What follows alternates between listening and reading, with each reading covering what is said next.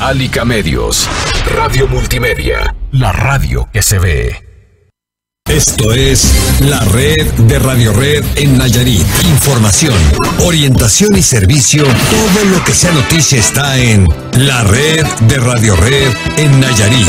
Arturo Guerrero está en la red de Radio Red en Nayarit. Catedral de la Información.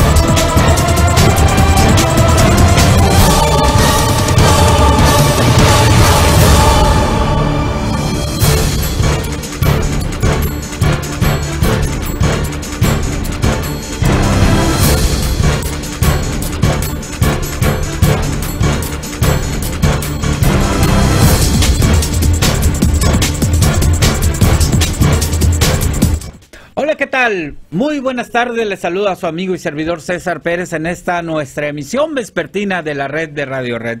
Muy buenas tardes a todos los que nos sintonizan en alguna de las 3 frecuencias del grupo Alica Medios, que en esta tarde y todas las tardes se unen para llevarle lo más importante en noticias, lo último generado en información.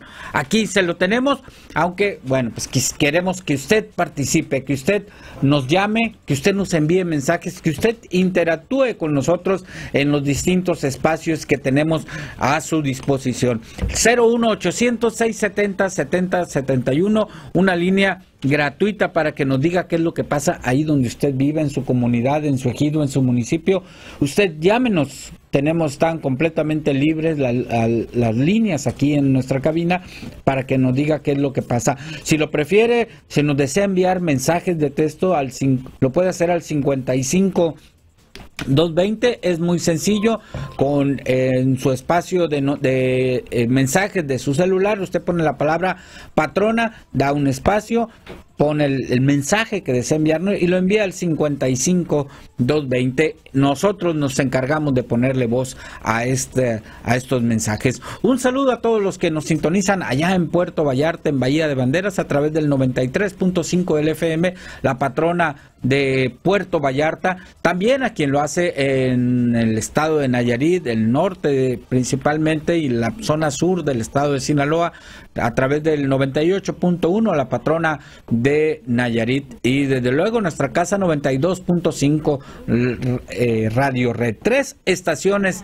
unidas para llevarle lo más importante en esta tarde. Y bueno, pues en esta tarde saludo aquí en esta cabina a Karina Cancino, quien nos tiene un adelanto de la información. Karina, buenas tardes. Buenas tardes, César, buenas tardes a toda la auditoría. Así ya estoy lista con la información y tiene que ver con pues esta pérdida que ha tenido México paulatinamente desde los años 80 hasta la fecha, César, del segundo lugar de producción mundial del café, y es que actualmente ocupa el lugar número 9 por diversas cuestiones, entre ellas pues por el asunto de las políticas públicas, y es que se ha depreciado en nuestro país la identidad cafetalera, y en los estados de mayor producción como Veracruz, Chiapas, Tabasco y Nayarit, pues se ha privilegiado otro tipo de cultivos y se ha dado paso a pues situaciones que no han beneficiado nada a los productores y mucho menos pues a las personas que viven en general de este sector,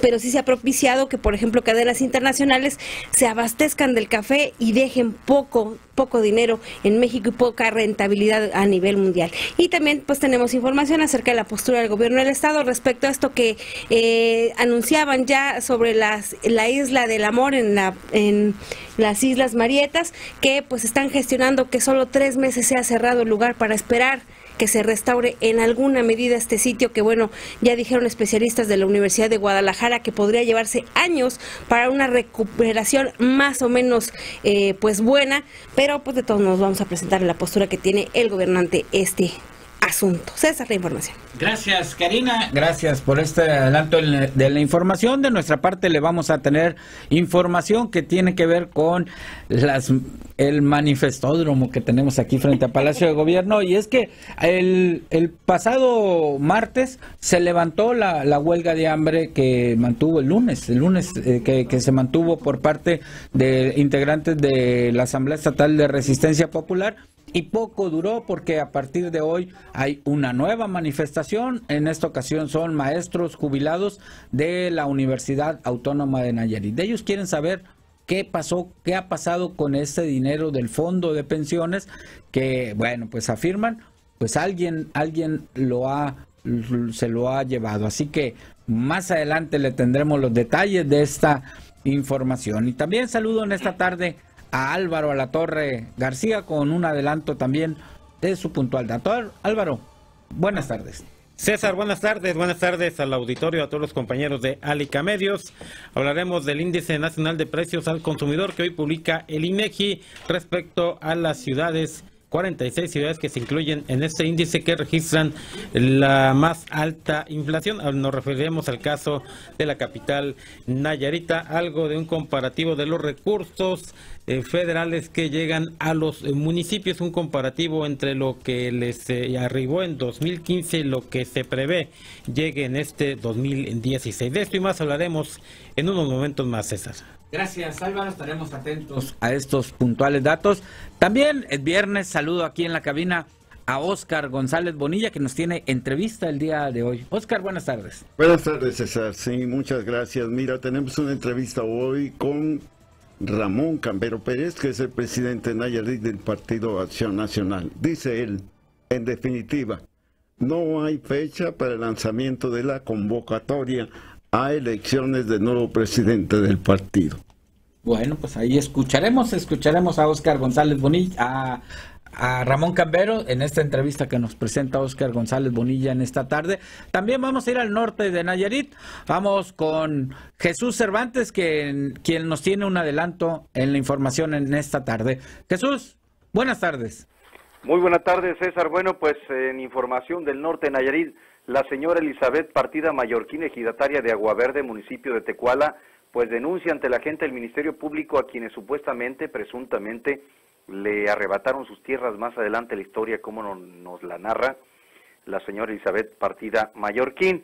Y bueno, pues el sorgo dañado por el pulgón amarillo no sirve para el consumo del ganado, así lo manifiesta Emeterio Villa Arellano, presidente del ejido del Resbalón. Y en otro orden de información, disminuyeron los pacientes de influenza en Acaponeta, aunque los servicios de salud reconocen una muerte por esta causa. Esta y más información más adelante. César, vuelvo contigo. Gracias, Jesús, gracias por esta información que nos das en esta tarde. Vamos ahora sí a entrar de lleno a la información en esta tarde aquí en la red de Radio Red.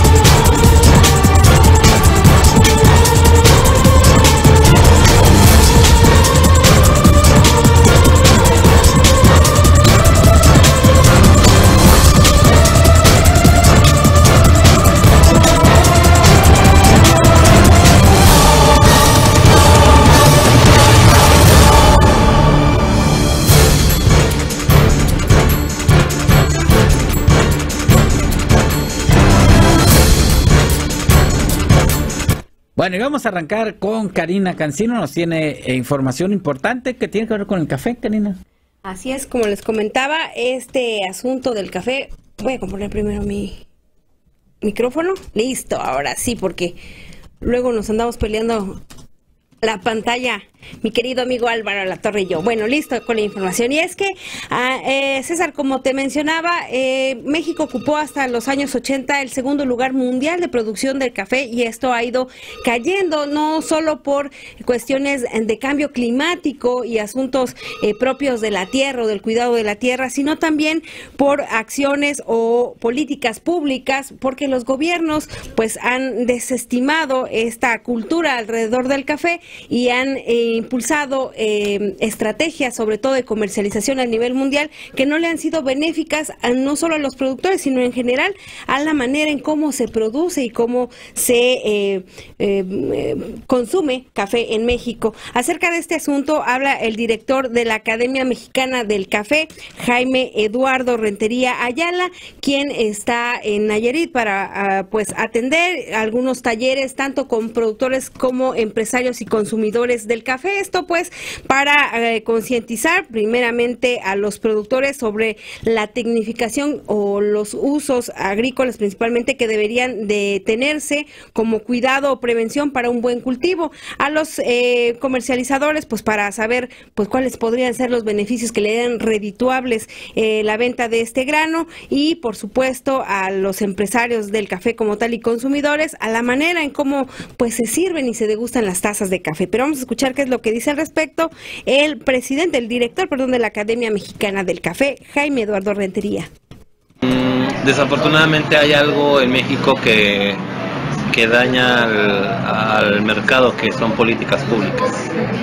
Básicamente en el 89 éramos el segundo país productor de café en el mundo, solamente después de Brasil, y Brasil nos ganaba por restricción territorial. Hoy en día somos el 9º país, por debajo de Costa Rica, de Guatemala, países súper pequeños. ¿Qué es lo que, o Colombia, que tú mencionas el ejemplo, qué es lo que han entendido estos países acerca de su producción de café? Es el segundo producto más comercializado del mundo, y esto ellos lo han ocupado para tener la comercialización de café como una palanca de desarrollo para el país. Lo vemos a países como Vietnam, como Costa Rica, como Guatemala, como los mismos Perú, los países centroamericanos, tenemos Brasil, tenemos a Vietnam, que han sabido ocupar esta parte de su producción de café como palanca de desarrollo de todo un país. Y acá, ¿qué es lo que falta? O sea, porque vemos, por ejemplo, que los productores o gente que está en la iniciativa privada, pues quiere apostarle a este asunto. Desafortunadamente y afortunadamente, ¿qué es lo que faltan? Políticas públicas concretas y reales, y también participación de esta idea de tanto de la iniciativa privada como lo somos en este caso nosotros, que nosotros estamos de alguna manera siempre en eventos con esta idea de poder promover la cultura del consumo mexicano del café. ¿Qué es lo que hace falta? Porque los mexicanos siempre decimos información, café. Justamente es una falta de quizás de información un poco, es una falta de Es una falta pues de mejorar algunas técnicas y métodos. Y decía, por ejemplo, César Pérez, que pues sí hacía daño, sí causaba insomnio, sí causaba gastritis y algunas cuestiones, siempre y cuando fuera un café mal preparado, un café mal cosechado, y que por ningún motivo un café bien preparado y bien cosechado pues podría causar alguna de estas cuestiones, y que incluso, dice, científicamente se ha comprobado que tiene muchos beneficios para el ser humano. E hizo una recomendación, dijo que pues las personas que quisieran tomar un buen café, pues primero molieran su café, evitaran los cafés solubles y jamás dejaran hervir el agua en la que iban a preparar su café. Ese fue el consejo primero y básico para tomar una buena taza de café. Y si es Nayarita, pues mejor. César, la información. Bueno, y además Nayarit es el lugar más al norte del Ecuador donde se planta, donde se cosecha tabaco. El lugar más al norte está en el municipio de Rosa Morada, San Juan Corapan. Ahí es el lugar más al norte donde se siembra, se planta tabaco y se cosecha, desde luego. Que bueno, pues luego está en Ruiz, también hay algo de café en la zona de El Venado, hacia aquella zona. Es un gran productor de café Nayarit, de los más grandes productores en todo el país. Claro, hay estados como Chiapas, Veracruz, que bueno, pues producen mucho más, pero bueno, Nayarit no se queda atrás y es de muy buena calidad. Así es, incluso ya habíamos traído una nota en la que nos mencionaban especialistas del café, Pablo Escobedo, que tú te acuerdas, que nos decía que el café de Nayarit sirve incluso para mejorar estas variedades de café que se producen tanto en Chiapas como en Veracruz, que tienen de los primeros lugares en nuestro país. Y pues bueno, el que Nayarit en algún momento en los últimos años ha tenido la taza de oro, que es como la distinción más alta que recibe el café en todo el país, pues quiere decir que algo se está haciendo bien en cuanto a las prácticas de cultivo y cosecha, y por supuesto en la preparación o en la extracción. Lo que me llamó la atención, César, es que dice que en esta academia se están realizando investigaciones científicas sobre la extracción del café, esto con la finalidad pues de ofrecer dentro de estas innovaciones que tienen como siempre pues las empresas y sobre todo la industria gastronómica, pues innovaciones en cuanto a la manera de extraer el café puro, el café sabroso y pues que no tenga efectos pues secundarios para quienes los consumen. Mientras tanto, pues ahí está la información, y hizo un llamado a los productores a acercarse a técnicos que igual no fueran necesariamente de los gobiernos, porque dice que las políticas públicas son las que les han complicado la vida, pero sí a estas otras escuelas para que les dieran algunos tips y algunas pues recomendaciones de cómo hacer buenas cosechas sin necesidad de utilizar ni pesticidas, ni fertilizantes, ni todas estas otras cosas que pues pueden afectar a un buen café. Café orgánico que está tan de moda. Gracias, Karina. Bueno, vamos a continuar aquí con más información. Ya le dábamos hace unos minutos un adelanto de esta nueva manifestación. En esta ocasión son maestros jubilados de la Universidad Autónoma de Nayarit quienes pues se encuentran ahí frente a Palacio de Gobierno en un plantón para exigir se aclare el destino de cientos de millones de pesos que simple y sencillamente no aparecen del Fondo de Pensiones. En diciembre del 2015 sí se evidenció un problema. 2014 fue en diciembre cuando se evidenció el problema de la falta de recursos en este fondo, que hasta el momento solo ha tenido un administrador. Desde su creación, el administrador designado para este fondo de pensiones fue Juan López Salazar, en ese momento funcionario de la universidad, parte de la administración. Y bueno, pues no ha habido cambio en en el administrador. Juan López Salazar después se convertiría en el rector. Actualmente es el rector de la universidad y bueno, siguen los problemas. Los maestros demandan que se transparente este recurso que ellos han aportado y que no se sabe dónde están. Vamos a escuchar a la maestra jubilada de la Escuela de Enfermería, Berta Arellano López, quien habla de este problema que enfrentan. Si nadie dice a dónde van esos dineros, esos cheques, creemos que en alguna parte deben estar por alguien que no los debe tener, porque no vemos que se fortalezca el fondo, no vemos que se incrementen los espacios para los estudiantes, no vemos que mejore la infraestructura, porque sabemos que lo único que ha mejorado en la universidad son los edificios que administra y son negocio del sector. Se hablaba de que este fondo iba a tener una vida útil de más de 100 años por todo el recurso. Sí. ¿Qué pasó con este fondo? Lo que pasa que desde su inicio fue roto los compromisos. Lo que estaba convenido se rompió, porque el fondo tenía entre sus clausulados, pues tenía que no se debería incluir a nadie hasta en 10 años. Es decir, que la universidad, a los jubilados que ya tenían la universidad, los tendría que seguir pagando la universidad, no el fondo. O sea, las quincenas, Las quincenas. Pero ocurrió que el maestro Castellón dijo se van a pagar todos los que eran jubilados del Instituto de Ciencias y Letras de este tiempo. Entonces se incluyeron y pues naturalmente que lo afectó eso.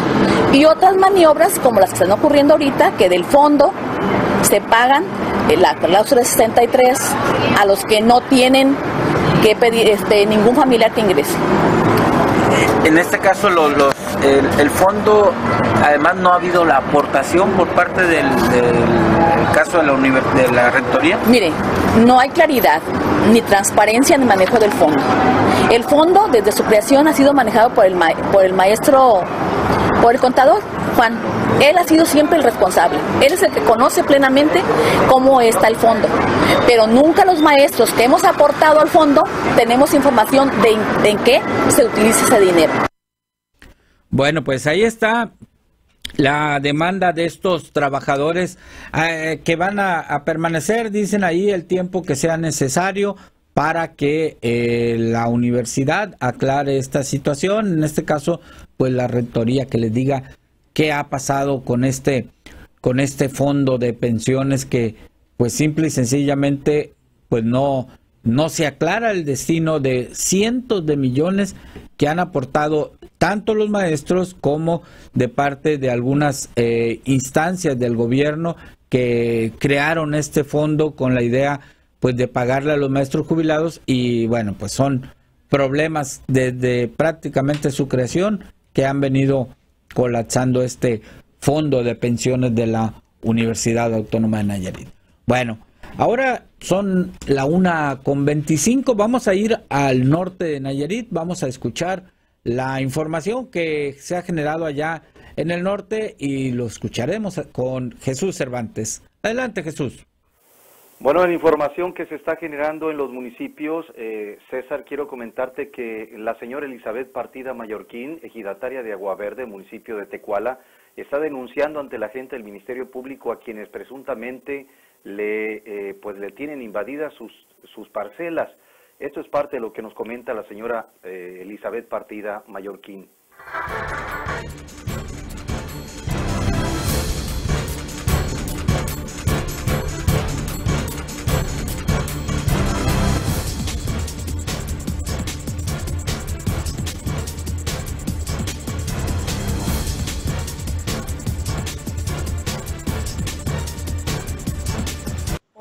Yo quiero justicia porque me están invadiendo mis tierras y en unas tierras me tienen sembrada y yo quiero que me entreguen mis tierras porque me están haciendo daño. ¿Estas tierras dónde se encuentran? Estas tierras se encuentran en Agua Verde, municipio de Tecuala. ¿A quiénes denunció y cuándo? Yo denuncié a María Luisa Estrada Sarabia, a Francisco Javier Rodríguez Malverde, Natalí y Pablo, y Pedro y Alejandro. A todos Estrada Sarabia. Y yo quiero justicia porque me están invadiendo mucho las tierras y son puros corajes míos. ¿Usted tiene documentación que acredita que...? Sí, yo soy la dueña, yo tengo mi certificado y no me quieren hacer caso. Me juzgan como loca. Pero ¿por qué le invadieron sus parcelas? ¿Usted tiene su certificado? Yo tengo mi certificado donde consta que yo soy dueña y ellos no me la quieren entregar porque el Ministerio Público está de acuerdo con ellos.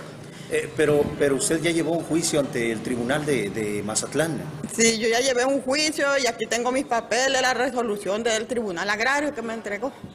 ¿Desde cuándo le tienen invadidas sus parcelas y cuántas hectáreas son estas? Son casi 5 casi. 5 hectáreas. Sí. ¿Desde cuándo tienen en posesión ellos de estos terrenos y que no se los quieren entregar? Desde el 2008. ¿A usted le dejó su esposo? El esposo mío me dejó como beneficiario. ¿Cómo se llamaba su esposo? Mi esposo se llamaba Salvador Estrada López. Y bueno, pues usted qué está pidiendo a las autoridades para que pues actúen, ¿no? Yo lo que quiero justicia.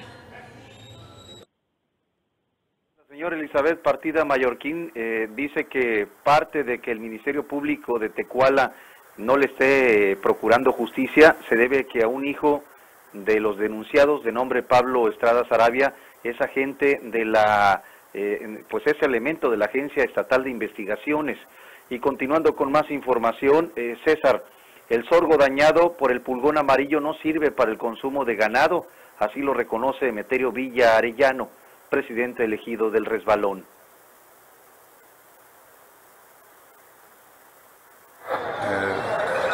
Buenos días, Jesús. Pues principalmente que en el cultivo del sorgo se dio el problema del pulgón amarillo, el cual produjo ya después del corte la fumagina famosa, que no es más que como un tipo de aceite. Por eso los sorgos, cuando los cortas y que tuvieron ese tipo de problemas, se miran aceitosos. Entonces eso provoca que en el ganado la fumagina te cause daños al mismo ganado al consumirla. Por eso se recomienda mejor rastrear esos tipos que estuvieron infectados.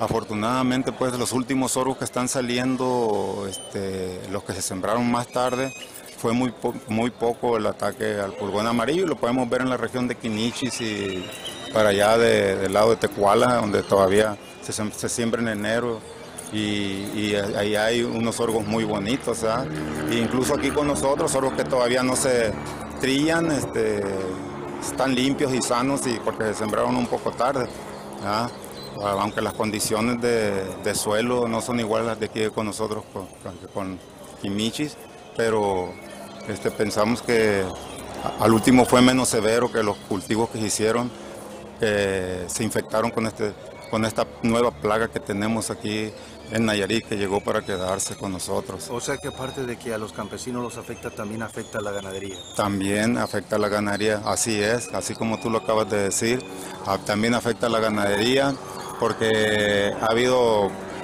gente que ha metido el ganado a pastear cuando ya fue infectado el sorgo, y ha habido animales que se caen de repente porque se ahogan por el aceite de la fumagina del sorgo.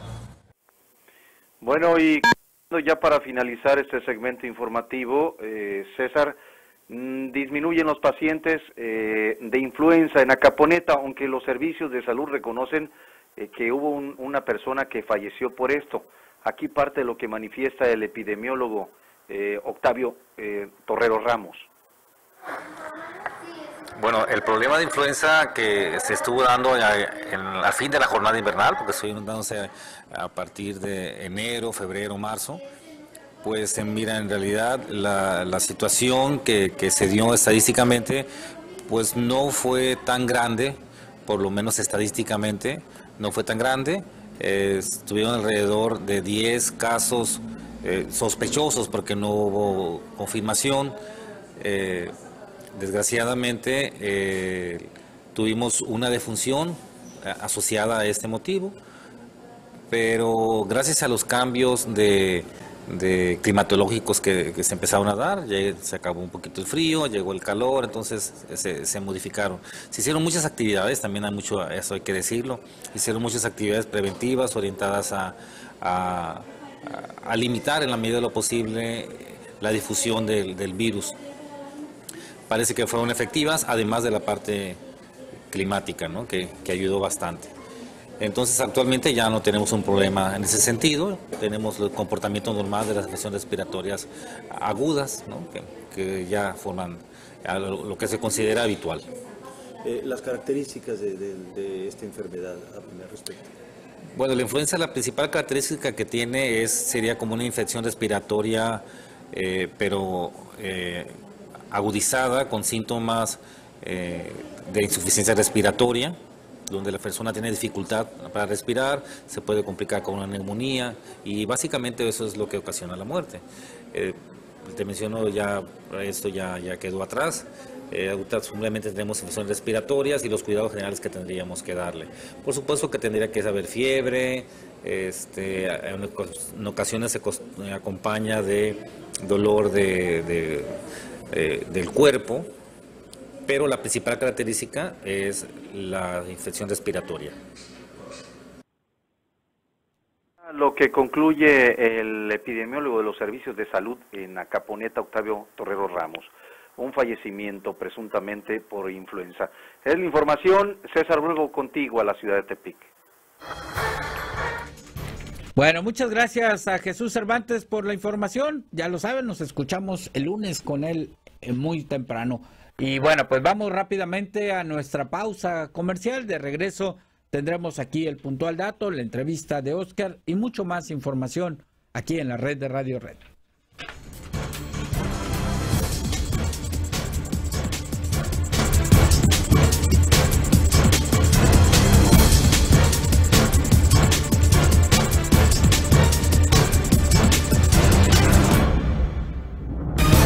Su llamada es muy importante para nosotros.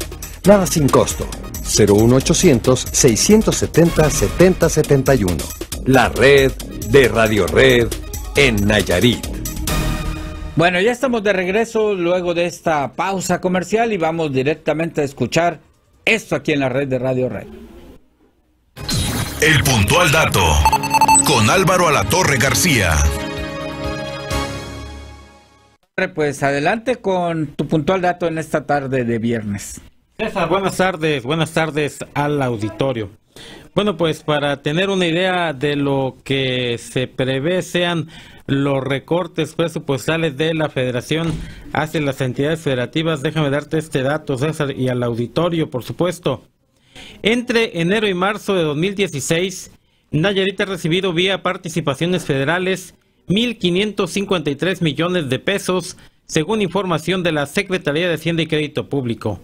Esta cifra es menor en 38 millones de pesos respecto a lo recibido de enero a marzo de 2015, que en ese entonces fue del orden de los 1.591 millones de pesos. Así que ya comienza a sentirse el impacto de los recortes anunciados por la Federación.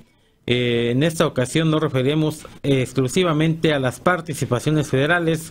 Hay 38 millones de pesos menos en estos primeros 3 meses de 2016 en relación con los primeros 3 meses de 2015.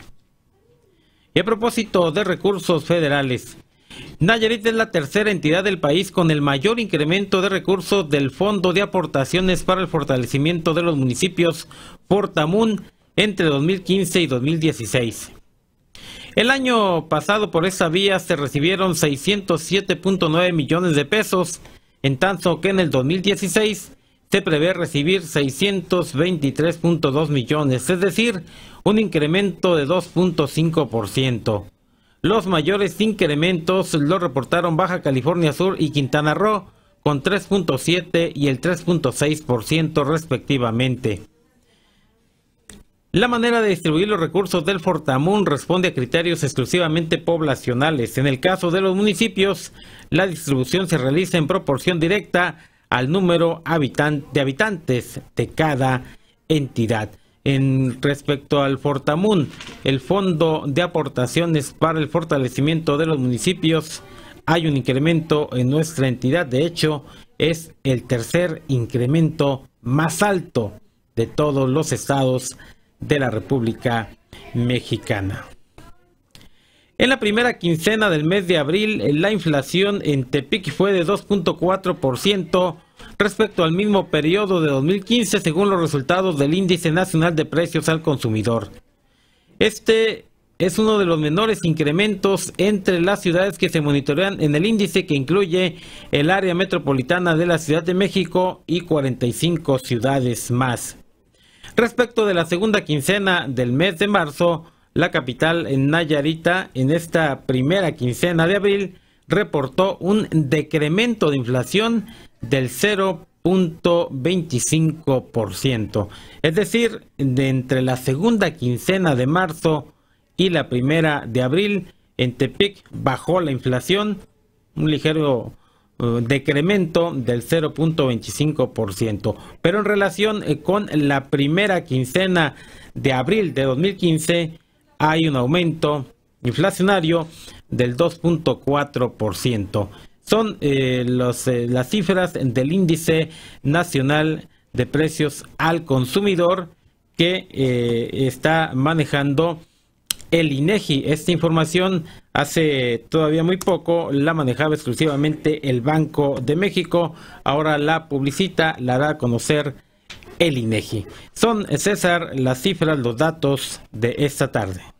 Bueno, finalmente creo que en estos datos que nos regalas, Álvaro, hay una compensación del recorte que se hace a las participaciones, que ya hablabas de algo así como 38 millones, que se compensa con el incremento en este fondo de fortalecimiento, que no es lo mismo, sabemos, ¿no? Uno es para el gasto corriente y el otro se refleja en obras, ¿no?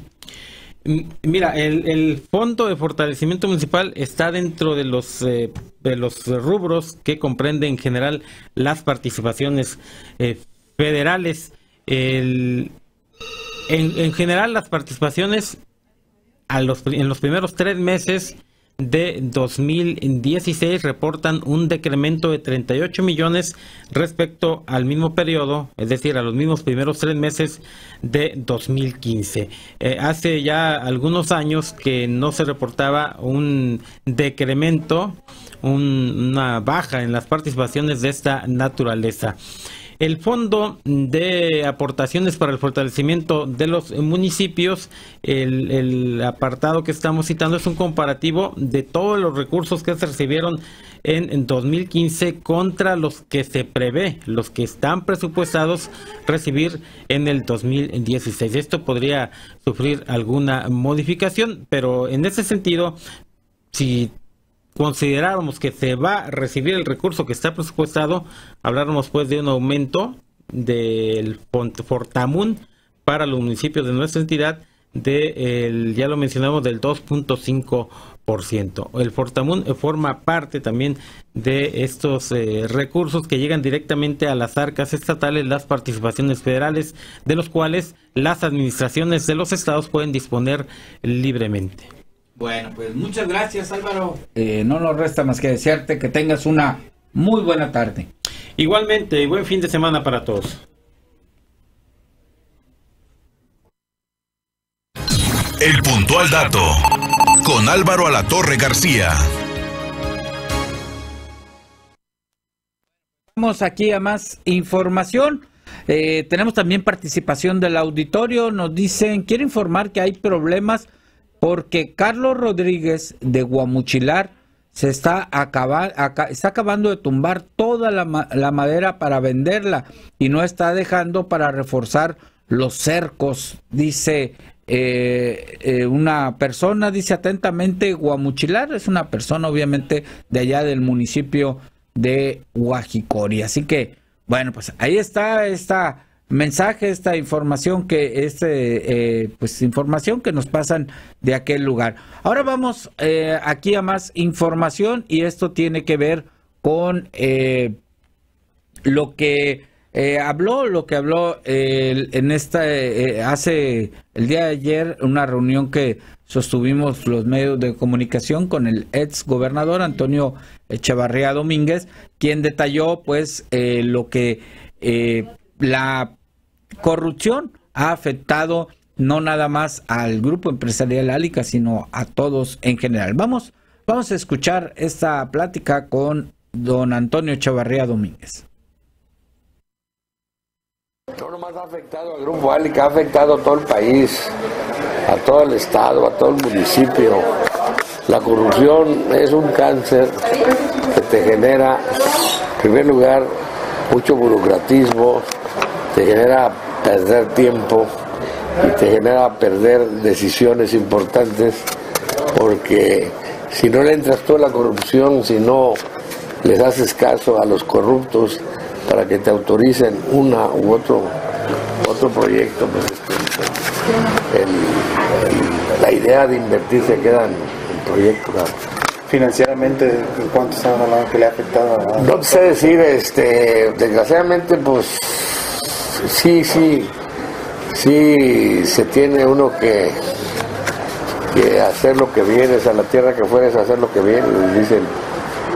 Pero francamente no sé decir, yo casi no opero ya. Yo ya no estoy en ese tipo de trato, ya no estoy en ese tipo de negociaciones, valga la expresión. Francamente sería cuestión que hablara con las personas que operan las empresas, ¿no? ¿Cómo frenar este contador? O sea, con educación, con participación, con valor cívico, desarrollar acciones con elementos que puedas probar que existe corrupción. ¿Es difícil erradicar la corrupción, don Toño? Es cuestión de cultura, es cuestión de educación, es cuestión de decisión, es cuestión de persignarse y tomar la decisión, ¿no? El sector empresarial impulsa una ley 3 de 3 que se denomina. Ojalá que se publique, que se apruebe, pero que se aplique. México tiene leyes muy buenas, pero no se aplican. Tiene leyes extraordinarias desde el punto de vista de productividad, del trabajo. Constitucionalmente las garantías individuales son un ejemplo a nivel mundial, pero pues desgraciadamente falta que vivamos en un estado de derecho. Aquí el derecho se lo aplican al ciudadano y la autoridad hasta nunca se lo aplica al estado de derecho. Pues ahí está la opinión de el contador público Antonio Echevarría Domínguez sobre estos problemas que finalmente a todos nos atañen, a todos nos preocupan. El problema de la corrupción, pero sobre todo de la impunidad con que se vive aquí.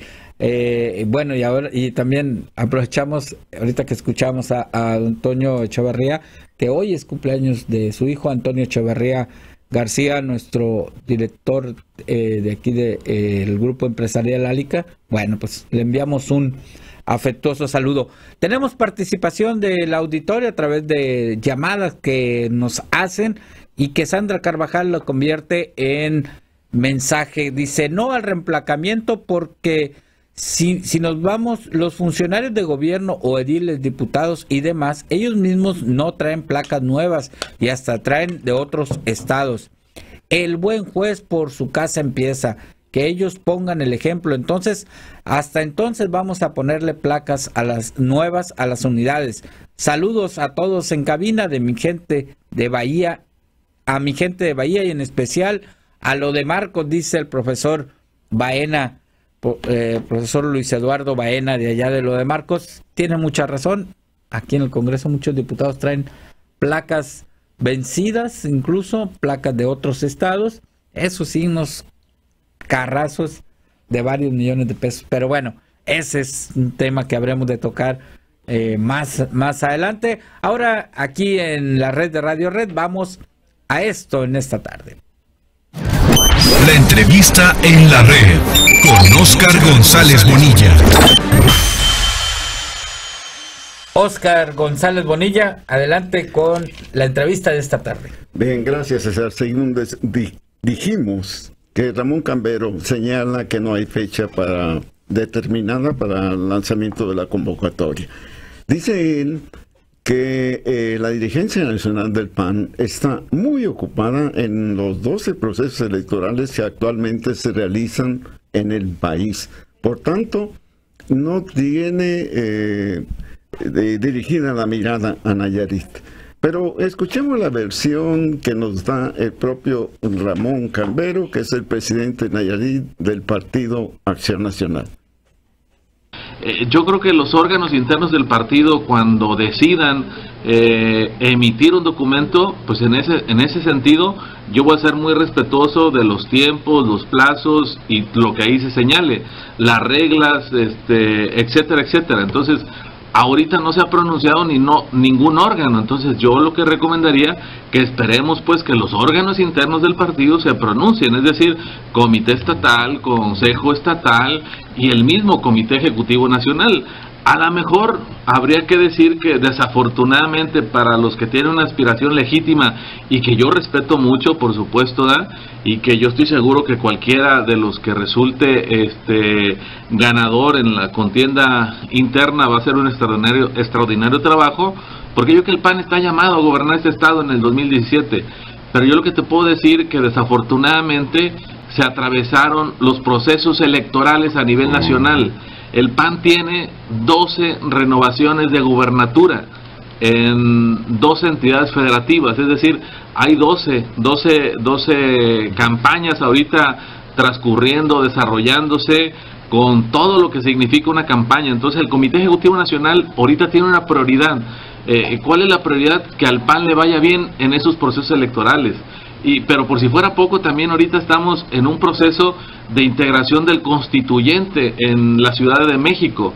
Es decir, con este sentido, pues, donde prácticamente se creará el estado número 32 y pasarán las delegaciones a ser municipios, se va a conformar un constituyente y también se va a someter a votación en el mes de junio, igual que el resto de los procesos electorales. Entonces el PAN ahorita a nivel nacional tiene mucho trabajo, tiene muchas cosas en que estar pensando, y por supuesto que esa es una dificultad para ellos, correr procesos internos, porque significa también enviar un delegado, tener a alguien aquí de manera permanente para darle seguimiento a un proceso electoral. Entonces yo creo que es cuestión de tiempo, y esperemos pues que yo creo que en ese sentido tengamos esa paciencia necesaria también en un partido democrático como es el PAN.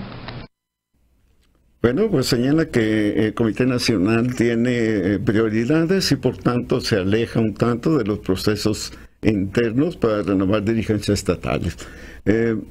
Ramón Camberos dice que no quiere adelantar vísperas porque no tiene la certeza de nada. Dice que él se someterá a la decisión del Comité Ejecutivo Nacional, ya que sigue en un acuerdo con la dirigencia estatal para el lanzamiento de la convocatoria, pero no hay nada en definitiva. Bueno, pues es un asunto interno y muy interno de ellos. Ellos lo van a resolver, lo dijo en alguna ocasión, cuando las condiciones se den y bueno, no en presión de alguno de los aspirantes, ¿no? Yo tengo la idea de que tendrán que realizar el cambio de dirigencia estatal por la premura del proceso electoral de 2017. Es decir, podría comenzar en enero próximo, que es cuando se calcula lanzará el Congreso del Estado la convocatoria a elecciones constitucionales. Entonces creo que deben tener antes su dirigente estatal para que organice pues el proceso electoral en puerta. Bueno, muchas gracias, Oscar. Tenías una información antes de despedirnos, ¿no? Señalaba que el ganador de los Juegos Florales en Santiago Escuintla fue Carlos Alberto Martínez Plata. Es un nayarita, pero radicado en la Ciudad de México. Ganó con una obra, no me recuerdo su título, pero él fue Carlos Alberto Martínez Plata, que estará seguramente presente en el acto de coronación y de premiación el domingo 24 en Santiago. Este domingo, sí. Este domingo.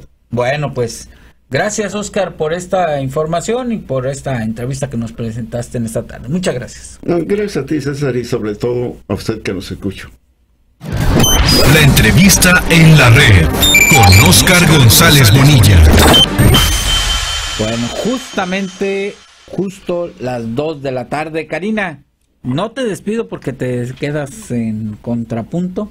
Así es, hoy vamos a tener un tema particular que es acerca del arte chaquirado, de la chaquira wixárika o huichol, y pues el impacto que ha tenido a nivel mundial este arte popular, y vamos a tener, yo creo que uno de los más reconocidos exponentes de este trabajo a nivel mundial, el maestro Álvaro Ortiz Puguari, quien participó en la confección de lo que fue el bochol y que le dio vuelta al mundo este proyecto que pues inicialmente habían dicho estaba auspiciado por la Fundación Henry Ford para apoyar a algunas casas de artesanía y crear pues ciertos apoyos a estos grupos. No sé qué sucedió con esta aparente subasta, y que también formó parte de la confección del pianol que se encuentra actualmente, tengo entendido, en Casa de Gobierno aquí en Nayarit, y bueno, que ha hecho una serie de trabajos que han dado mucho que hablar. Hizo recientemente el enchaquirado de algunas máscaras de personajes como la película Star Wars, que pues llama la atención porque a pesar de que él pues dice no conoce esta saga, sí es importante o ha destacado el choque de cultura que parece entre lo occidental y lo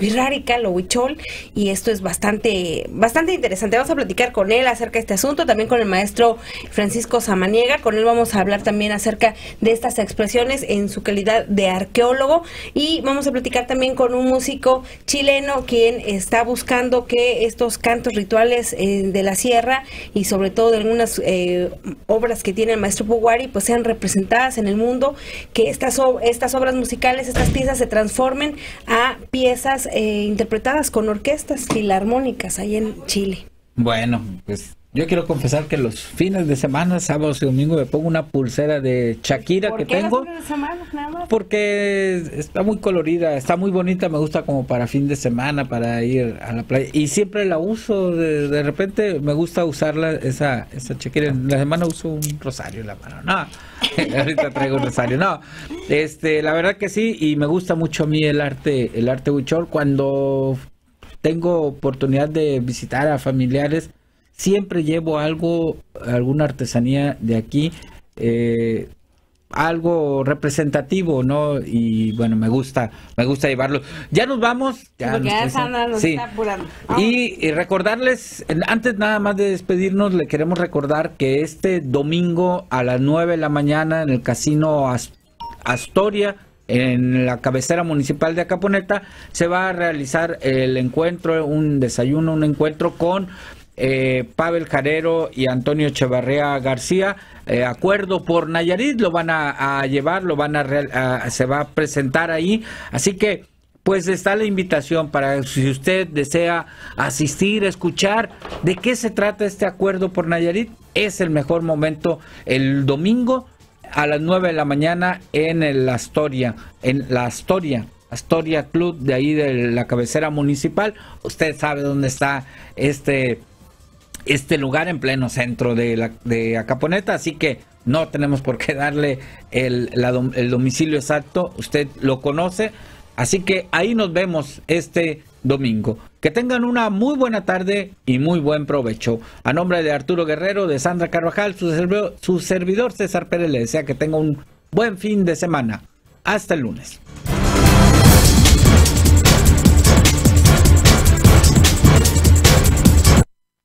Alica Medios, Radio Multimedia, la radio que se ve. Esto fue la red de Radio Red en Nayarit, catedral de la información desde hace más de 35 años en México. Y el servicio informativo más completo en Nayarit. Las voces más conocidas, experimentadas y confiables de la radio. La red de Radio Red en Nayarit, catedral de la información.